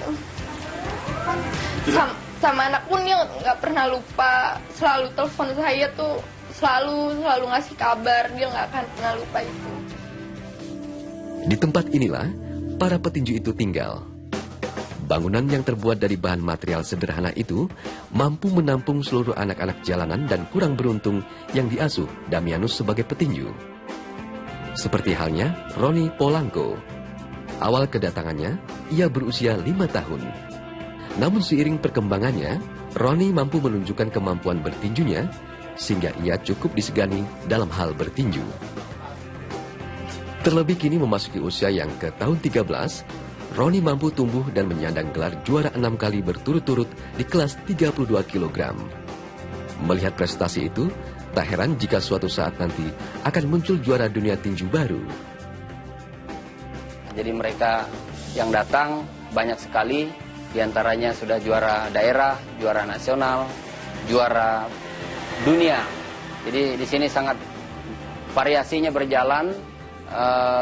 Maksudnya regenerasinya sudah berjalan dari mulai yang usia dini, yang tadi kita lihat latihannya, kemudian sampai juara nasional dan juara dunia.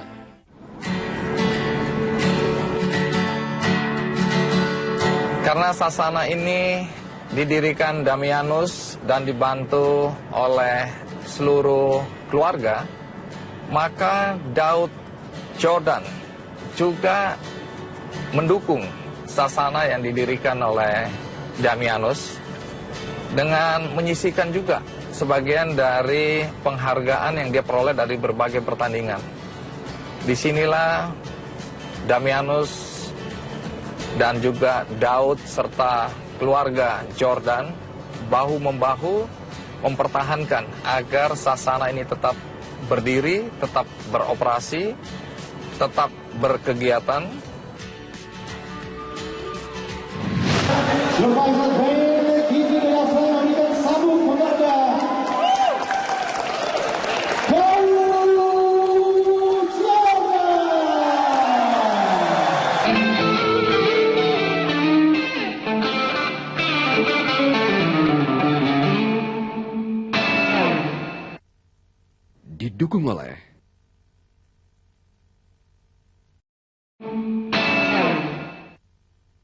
Didukung oleh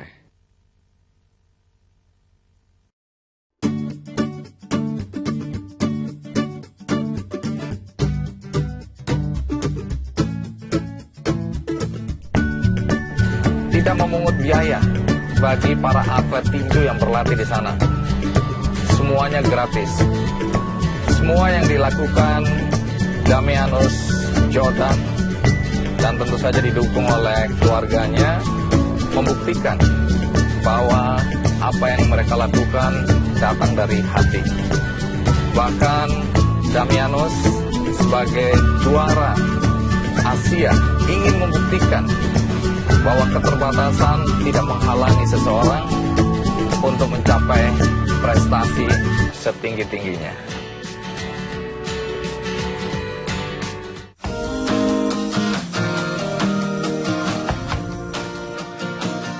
Inilah sasana tinju sederhana di Kayong Utara milik Damianus Yordan itu. Indonesia memiliki juara dunia tinju kelas ringan, Daud Chino Yordan. Tapi siapa sangka, dia sang juara dunia itu lahir dari sasana di Kayong Utara, Kalimantan Barat ini. Dengan material kayu dan lantai sederhana, sasana yang dibangun atas prakarsa keluarga Jordan itu terus mengembangkan para petinju nasional.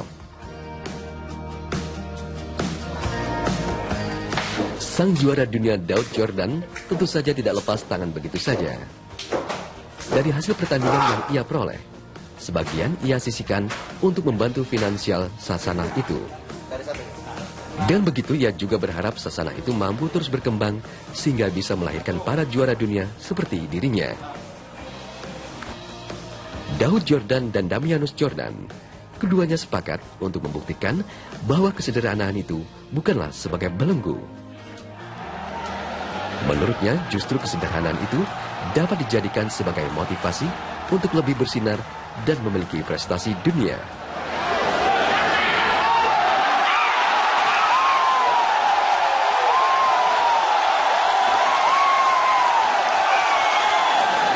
Dan sekarang kita saksikan bagaimana Survivor Grand Kini dari Australia memberikan sabuk penghargaan.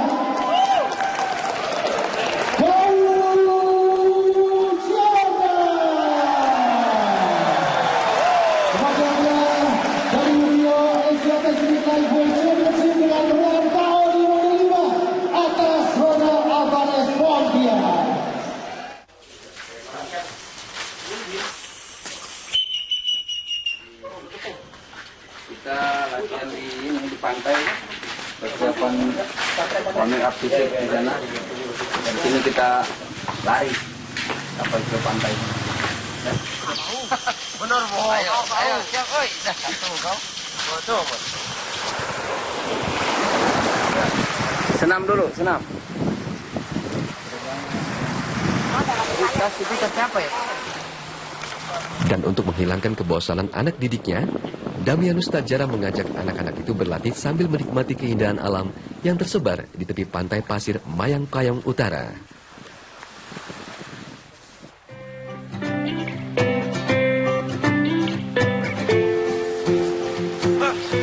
Setelah selesai sesi berlari, Damianus melanjutkan dengan latihan gerak fisik yang disebut shadow box. Keras dan berat memang, namun hal itu tidak dijadikan ganjalan para petinju itu.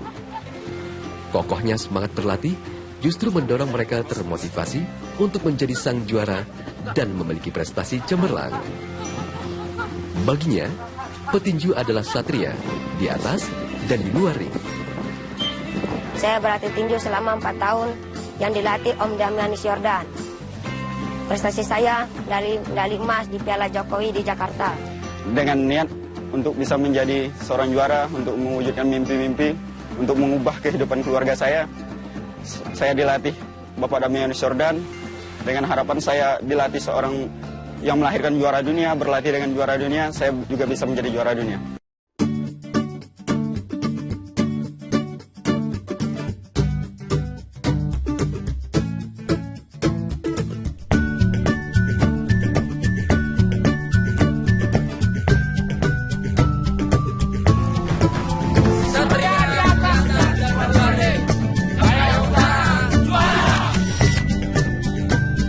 Saya bawa Chris John ke sini. Chris.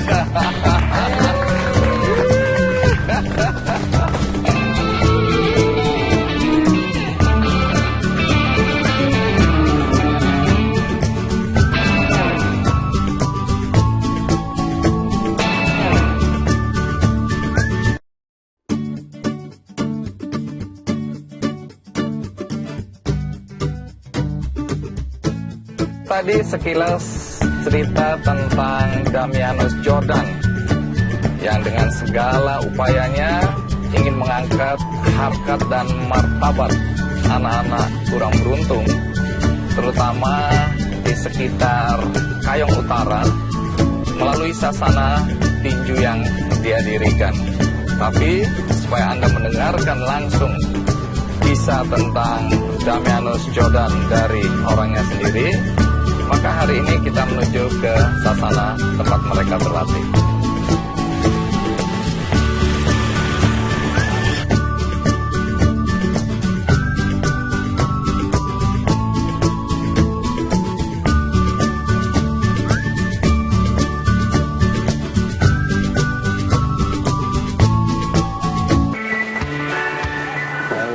Seri pukulan, rombong.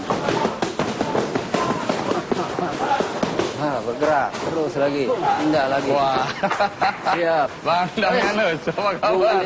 Ya, terima kasih sudah datang di sasana kita. Wah, luar biasa ini. Iya. Jadi hari ini akhirnya saya sampai juga di sini ya. Terima kasih. Wah, ini lagi ngelatih siapa nih? Ini sini dong, pause dulu. Ini anak usia dini yang menurut saya cukup berpotensi. Cukup berpotensi. Kamu kok wajahnya mirip Chris John. Oke, kita